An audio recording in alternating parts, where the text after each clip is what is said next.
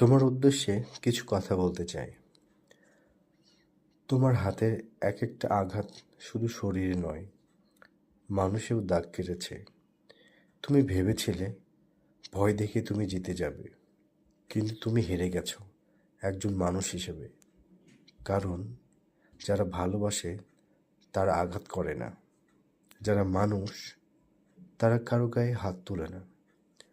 তোমার সেই অন্যায় স্পর্শ আজ আমার শক্তি হয়ে দাঁড়িয়েছে। তোমার কারণে আমি শিখেছি কারো ছায়ার নিচে নয়, আমি আমার নিঃসব আলোয় হাঁটব। তুমি যেদিন আমাকে আঘাত করেছিলে সেদিনই তুমি তোমার সম্মান হারিয়েছিলে। আজ আমি হয়তো কাঁদি না, কিন্তু ভুলেও ভাবো না আমি ভেঙে গেছি।